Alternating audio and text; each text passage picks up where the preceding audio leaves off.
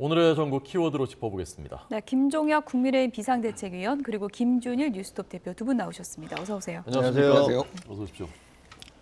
자, 오늘 키워드 3개인가요? 네, 첫 번째 키워드 내용 확인해 보겠습니다.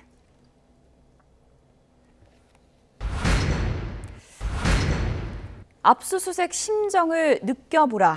청담동 술자리 의혹을 제기했던 더 탐사 취재진이 지금 화면으로 보시는 것처럼 어제는 한동훈 법무부 장관 아파트에 침입 시도라고 표현을 해야 될까요? 저렇게 찾아가서 벨도 누르고 우편물도 보고 그랬습니다. 이유가 압수수색의 압박감을 느껴보라고 하는 건데요. 저걸 취재라고 얘기할 수는 없겠죠. 취재라는 것은 정상적인 방법으로 해야 되는 건데 저분들은 이제 그 생중계를 하면서 집을 찾아간 거 아니에요. 집을 찾아가서 뭐 비번을 뭐 본인들은 또 뭐 그런 의도가 아니었다고 얘기를 하지만 어쨌든 그 도어락을 건드려서 번호가 틀렸습니다. 다시 입력하세요. 이런 게 생중계가 됐고 그다음에 그 한동훈 장관에게 온 택배 우편물을 보면서 아, 이 사람 머플러 하던데 말이야. 우리가 그걸 파보고 있어. 도대체 왜 한동훈 장관이 머플러를 하든 말든 그걸 왜 파봐야 되는지 잘 모르겠는데 그런 식의 얘기를 했는데 그때 당시에는 이제 한동훈 장관은 없었고 부인과 자녀가 있었다고 하는데 겁이 나니까 이제 아무런 대응을 못하고 떠나가고 난 다음에 이제 신고를 했던 거예요. 뭐 아무리 봐도 이것은 뭐 정상적인 그 취재라고 할 수 없는 것이고 더구나 이분들이 그 주장하는 게 압수수색 영장이 발부가 됐는데 그것을 한동훈도 그걸 한번 느껴봐 이렇게 얘기를 하고 있는 거지 않습니까? 경찰이 신청했던 압수수색 영장이 발부된 것에 대해서 왜 법무부 장관이 그것을 느껴야 되는 거죠?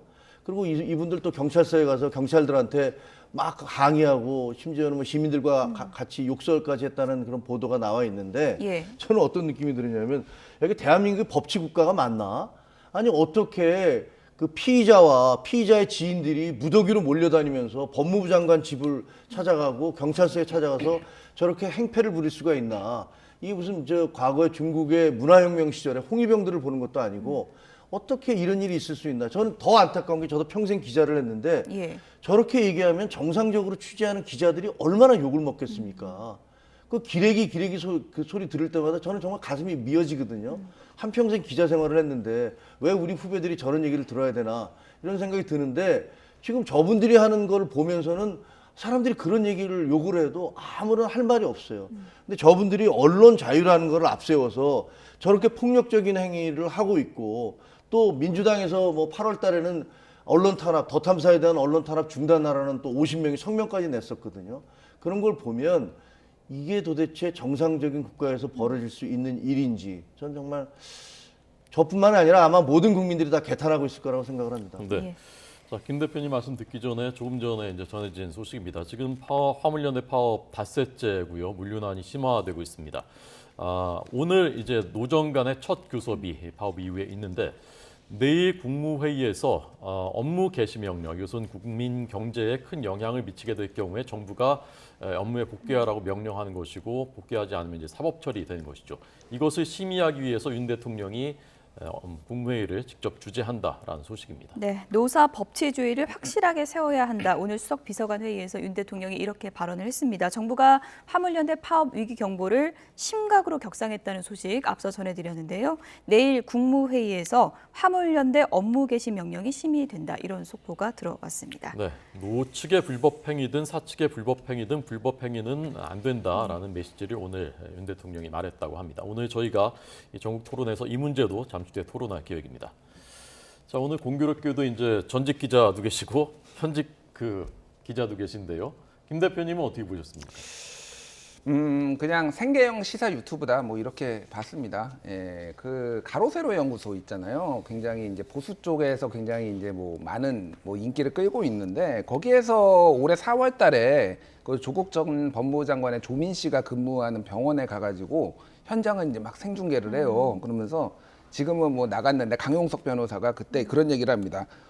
키도 크고 예뻐요. 이런 조민 씨를 보고 이제 사진까지는 못 찍고 뭐 이런 얘기를 하고면서 이제 막 조회수가 폭발하고 막 이제 돈도 많이 벌고 그랬거든요. 실시간 이제 뭐 뭐 그 슈퍼챗이라고 하죠. 이런 것들이 나왔는데 이것도 생중계를 하는 과정 자체가 굉장히 선정적이고 이거를 일반적으로는 언론에서는 저렇게 하지 않죠. 저런 방식으로 취재를 하지도 않고 저거를 생중계하지도 않아요. 그래서 어느 쪽에나 조금 이런 식으로 좀 과도하게 조금 생계형으로 좀 이렇게 하는 방식이 있는데 좀 정상적이지 않다고 저도 생각을 합니다. 그래서 이런 것들은 좀 자제를 했으면 좋겠고 아까 전에 뭐 존경하는 김종격 위원님께서 말씀하셨듯이 열심히 일하는 그 기자들을 좀 욕먹이는 행위가 아닌가 그렇게 생각을 합니다. 예.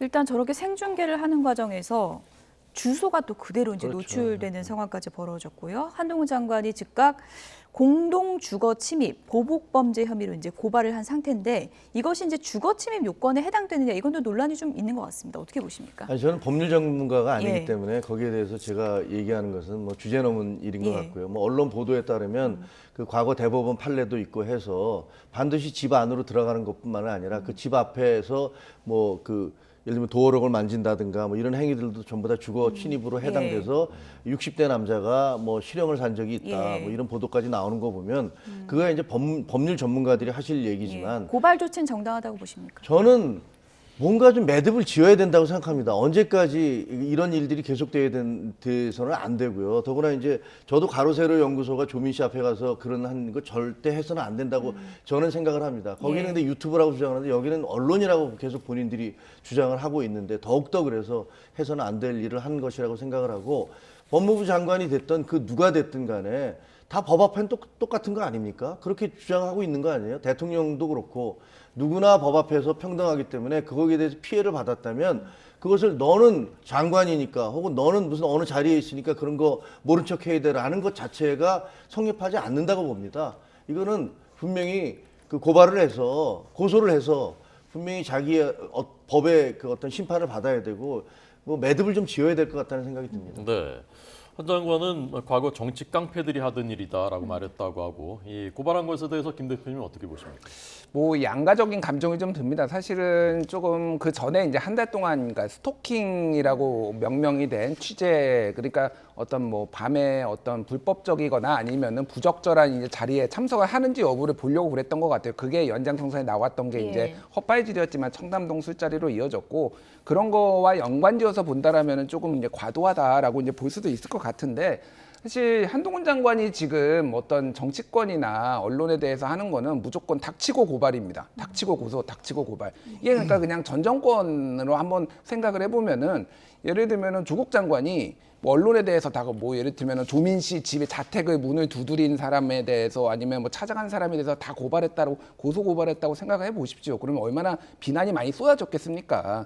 그러니까 이게 적절하느냐 국무위원으로서 모르겠습니다. 그러니까 자기 방어권이 필요하기는 한데 이 모든 방식을 다 고소하겠다, 고발하겠다, 김우겸도 법적 책임 기다려라 이런 식으로 하는 게 맞느냐라는 건데 저는 좀 부적절하게 봅니다. 좀 한동훈 장관도 좀 절제를 했으면 좋겠어요. 그러니까 정말로 필요하다라고 하면 해야 되지만은 지금 방식처럼 이렇게 무슨 고소고발 전문 뭐 이런 사람처럼 이런 식으로 하는 거는 저는 좀 바람직하지 않다고 봅니다. 그런데 한 단계 한 단계 매듭이 안 지어지기 때문에 지금 더 논란이 커진다 이런 지적도 있습니다. 예를 들어서 청담동 술자리 의혹 같은 경우에 지금 더 탐사 측에서는 그게 허위 사실이라고 인정을 안 하고 있는 상황인 거잖아요. 그렇죠. 근데 그러니까 시간이 지나면은 조금 더 해결이 되겠죠. 어차피 그러니까 허위 사실이라고 뭐 본인이 주장하지 않더라도 대체적인 실체적인 건 드러났고 그거와 관련해서는 여러 가지 이제 건들이 있잖아요.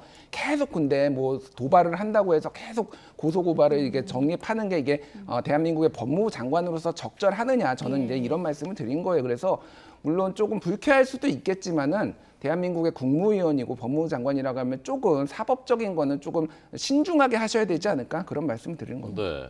더 탐사가 최근에 그 웹 디자이너 채용 공고를 내면서 윤하는 때려 죽어도 싫은 분, 압수수색에 의연하게 대처 가능한 분, 하신 분 이렇게 썼다고 합니다. 그것만 봐도 도대체 정상적인 구인 광고에서 그런 걸 할 수가 있겠습니까? 어떤 특정인에 대해서 윤이라는 건 윤석열 대통령이고 한이라는 건 한동훈 법무부 장관인데 윤석열 대통령과 한동훈 법무부 장관이 때려 죽여도 싫으신 분 이게 어떻게 입사 조건이 될 수가 있습니까? 이거는 명백하게 인권 유린이잖아요. 대통령을 떠나서라도. 그래서 제가 그 조건을 내걸면서 호준석 앵커가 때려 죽여도 싫은 사람. 아, 이런 걸 어떻게 내걸 수가 있습니까? 상식적으로. 월요일 아침에 봉변을 당하는 느낌이 아, 죄송합니다. 그건 아니잖아요. 네, 뭐, 네. 호 앵커도 아시겠지만 그게 말이 안 되는 주장을 하고 있는 이 얼마나 적의감, 뭐랄까, 증오심과 적대감으로 똘똘 뭉쳐있는 이런 조지가 아닌가 생각이 들어요. 지금까지 얼마나 많은 엉터리 보도를 내보냈습니까? 그 대통령 부인이 접대부라고 그러고 청담동 술자리에서 대통령이 뭐 동백아가씨를 불렀다고 하고 너무나 많은 허위 사실을 보도를 했으면서도 거기에 대해서 단 한 번도 미안하다라든가 잘못됐다라든가 그 사과하지 않고 거기에 대해서 처벌받지도 않았어요. 그 저는 아까도 말씀드렸지만 이제 매듭이 필요하다고 생각합니다. 이렇게 되니까 마치 북한에 대해서 우리가 계속 북한이 괜찮을 거야, 언젠가는 돌아올 거야. 지금 어떻게 됐습니까? 우리 머리 위로 이제 핵을 쏘겠다고 저렇게 위협하라는 사태까지 오지 않았습니까? 이런 식의 그런 관행이라든가 태도들 이거 정말 중단돼야 할 거라고 생각을 합니다. 예.